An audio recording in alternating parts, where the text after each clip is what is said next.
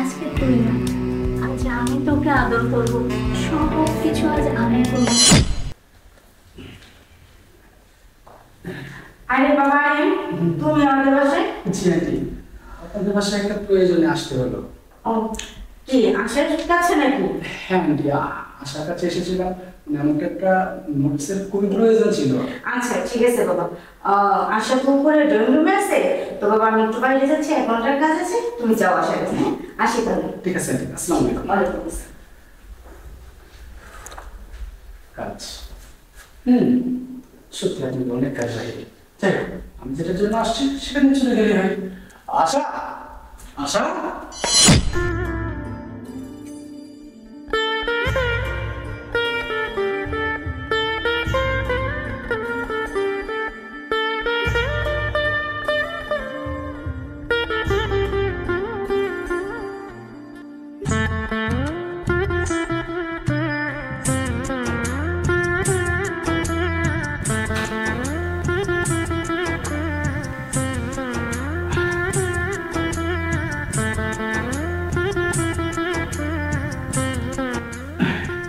এই যে মহারানী। আরে কি ব্যাপার, আজকে আমাদের বাড়িতে কে এসেছে? আমি না চাইতে বৃষ্টি, ভাবতে পারছি না তো বিষয়টা। ভাবতে পারতেছিস না? এসেছে একটা দরকারে, কারণ তোর কাছে একটা জিনিস চাবো, তুই দিবি আমায়। ও, তুই তো আবার দরকার ছাড়া কখনো আমার কাছে আসিস না, ওই তোর কোনো না কিছু প্রয়োজন হলেই তখন আসিস, সেটা আমি জানি। হ্যাঁ বল, কি দরকার তোর? এই একমাত্র আমার বেস্ট ফ্রেন্ডকে তুই, আমি তোকে ছাড়া অন্য কারোর সঙ্গে চলি না, সবসময় তোকে স্মরণ করি, তাই তোর কাছে আসবো আমি। জানা আছে আমার আমি কতটা বেস্ট ফ্রেন্ড, যে কিনা আমার চোখের ভাষাই বোঝে না, সে আবার আমার বেস্ট ফ্রেন্ড। চোখের ভাষা, আচ্ছা ওসব কথা বাদ দে, আমি এখন পড়তে বসবো আবার বাড়িতে গিয়ে। আমি যে জন্য এসেছিলাম, তোর নোটটা একটু দরকার ছিল আমার। ও জানতাম, শিওর ছিলাম যে এই কারণেই আপনি আসবেন, এছাড়া তো কখনোই আসবেন না। আচ্ছা, শুধু কি নোটস নিয়েই চলে যাবে, আর অন্য কিছু কি নিতে ইচ্ছা করে না? একটা কথা বল না, আমাকে দেখে কখনো তোর এমন কিছু মনে জাগেনি? না মানে বোঝাতে চাইছি যে আমাকে কি তোর ভালো লাগে না? কখনো ইচ্ছা করে না দুজনে অন্যরকম ভাবে একটু কথা বলি, অন্যরকম ভাবে একটু টাইম স্পেন্ড করি? তোর কি কখনোই মন চায় না? কি বললি? ভালো লাগা? হ্যাঁ, তোকে আমার বন্ধু হিসাবে খুব ভালো লাগে, কারণ তুই আমার সঙ্গে যেভাবে চলিস, অন্য কেউ তো আমার সঙ্গে চলে না। তোকে কিন্তু আমার বেস্ট খুব ভালো লাগে, বন্ধু হিসাবে, অন্য কিছু না। হ্যাঁ, চাইলে কিন্তু ঘুরতেও যেতে পারি আমরা। কোথায় যাবে বল? কক্সবাজার যাবে, আর যদি তুই অন্য কোথাও যেতে চাস বাহিরে, তবুও আমি তোর সঙ্গে যেতে রাজি আছি। এখন নোটটা দেনা ভাই, আমি চলে যাই। আচ্ছা তুই এমন কেন বলতো? তখন থেকে কিছু একটা বোঝানোর চেষ্টা করতেছি, কিন্তু তুই বুঝতেইছিস না। ভালো লাগে না। না, আমি তোর কথার ইঙ্গিত কোনো কিছু বুঝতে পারতেছি না, ক্লিয়ার করে বলতো। বুঝবি কিভাবে? তুই তো একটা আনরোমান্টিক। এই শোন না, আমি তোকে নোটস দিব, কিন্তু তার আগে আমার একটা নোটস লাগবে।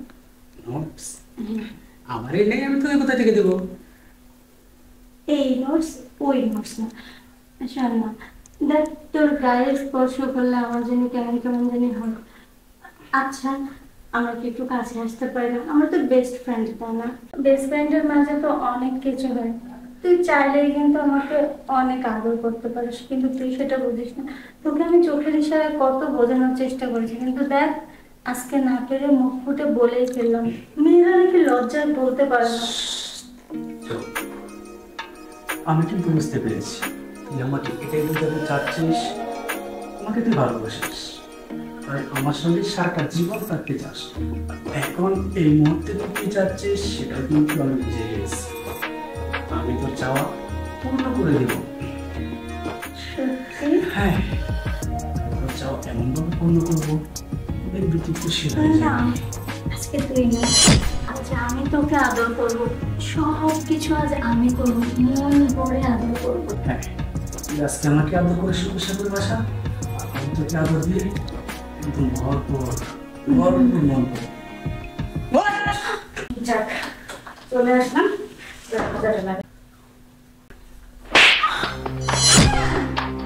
আরিয়ান, তুই আমার হ্যাঁ আমি তোর গায়ে হাত তুললাম। আরে তোমার এত বড় সাহস, তুমি আমার মেয়ের গায়ে হাত তুলছো? এখন তো শুধু আমি আপনার মেয়ের গায়ে হাত তুলেছি, এমন কিছু তো করে ফেলেনি যে আপনার মেয়ে আমার সামনে কোনো দাঁড়িয়ে আছে। কেন হাত তুলেছি জানেন? কেন হাত তুলেছি জানতে চান? কেন হাত তুলেছো বলো। আপনি কি করে জানবেন? আপনার তো জানার কোনো কথা না। জানবেন বা কেন? সারাদিন তো বাহিরে ঘুরেন, আমোদ ফুর্তি করেন এই বয়সে, কিন্তু একটা বারও চিন্তা করেন না যে আমার মেয়ে বড় হয়েছে। আপনার মেয়ে যে বড় হয়েছে সেদিকে খেয়াল আছে? নেই। কিন্তু আরেকটা জিনিসের অভাব হয়ে গেছে আপনার মেয়ে মানে, আপনি জানেন? আমার মেয়ের অভাব আছে মানে? কিসের অভাব? টাকা পয়সা কিছুরই তো অভাব নাই। ছোট থেকে আমার মেয়ের কোনো আশায় আমি অপূর্ণ রাখি নাই, তাহলে এখন কিসের অভাব বলো? আছে, অভাব আছে। সেই অভাবটা শুধু আপনার মেয়ের না, আপনারও আছে। তার মানে তুমি কি বোঝাতে চাচ্ছ? তার মানে আমি আপনাকে এটাই বোঝাতে চাচ্ছি, আপনি যেমন আপনার মেয়েও ঠিক তেমন। তুমি কি বলতে চাও এগুলো? আমি কি বলতে চাই ভুলে গেছেন সবকিছু? নিশ্চয়ই ভুলে যাননি, ভুলার তো কথা না। আর হ্যাঁ, আপনি তো ভুলেই যাবেন, ভুলবেন না কেন? আপনার মেয়ে অনেক কিছু চাই, সে বড় হয়ে গিয়েছে, ঠিক যেমনটা আপনি চান। মানে চাচ্ছি দুদিন আপনার বাড়িতে অল্প অল্প বয়সী ছেলেদেরকে এনে এই বয়সে আপনি আমোদ ফুর্তি করেন। আরিয়ান, তুমি মমকে এসব নোংরা জঘন্য কথা কি করে বলতে পারো? আর একটা কথাও তুই বলবি না। তুই আমার বেস্ট ফ্রেন্ড ছিলি, তাই তোকে এতদিন কিছু বলিনি, কিন্তু আজকে তুই যে কাজটা করলি সেটা প্রমাণ করে দিলি যেমন গাই তেমন বাসু। আর হ্যাঁ, আমি মুরব্বীদের কাছে শুনেছি একটা কথা, প্রমাণ আজকে পেয়েছি। ওই যে কথায় আছে না, গাই ভালো তার দুধ ভালো, দুধ ভালো তার ঘি, বাপ ভালো তার দুধ ভালো, মা ভালো তার ঝি। আশা করি কথাটা বুঝতে পেরেছেন, আর বোঝার মতো বয়স আপনার হয়েছে।